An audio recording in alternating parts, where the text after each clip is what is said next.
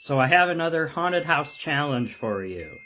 And this time, as I am figuring out the settings on TikTok, I'm going to make sure that I allow duets or stitching or whatever on this video so that you can share your challenge with me, because I'm really interested in seeing them.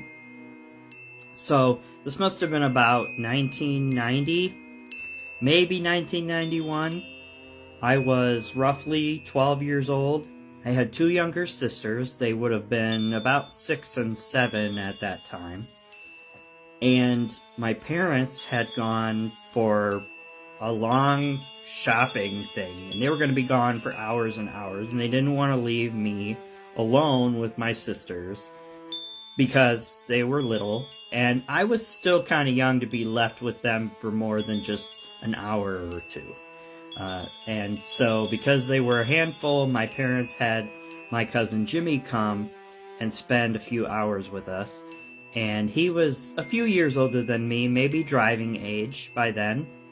And so we ended up spending the evening with him, and I had a friend over also at the time who lived down the road from us. And we were eating dinner and listening to music. I distinctly remember we were listening to the Beastie Boys because Jimmy had brought some CDs with him. For you millennials who don't know, CDs are like these little discs that, CD-ROMs that they play music. Anyway, you put them in a CD player and they play your music for you. We were listening to music, and all of a sudden we heard what sounded like a baby crying in the house. And my sisters had dolls and stuff, but none of their dolls made crying noises. And so we were all trying to figure out where that sound was coming from. Now, I live in Michigan, and this was taking place in the winter time.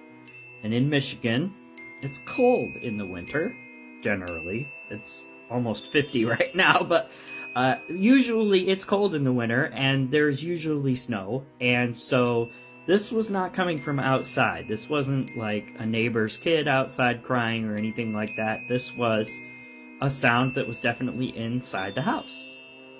And we searched and searched and searched and searched in that house and could not figure out where it was coming from, because it seemed like every room we went into, the sound was coming from a different room.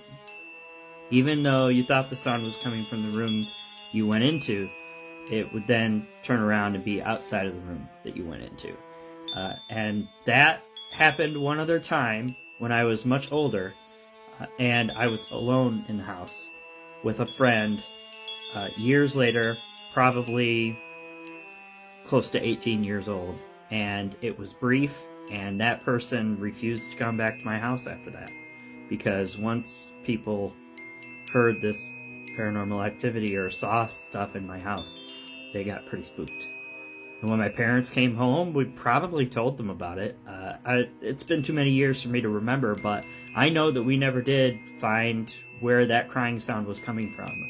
Now, anybody out there who has ever had, like, a cat in heat in their vicinity will know that sometimes they can sound like a crying baby. Or a cat maybe that's having a fight with another cat might. But this was wintertime. The windows were closed, and we didn't really have a lot of that.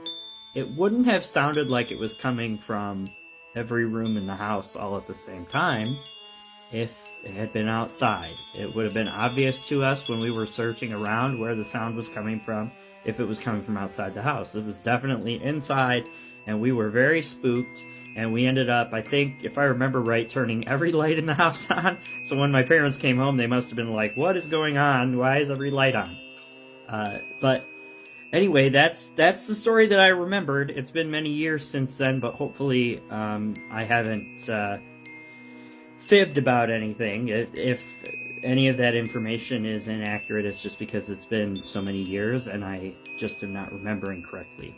I hope you'll share yours with mine. Happy New Year to those who are watching at the first of the year. I wish you blessings. Let's tell our spooky stories together for 2023.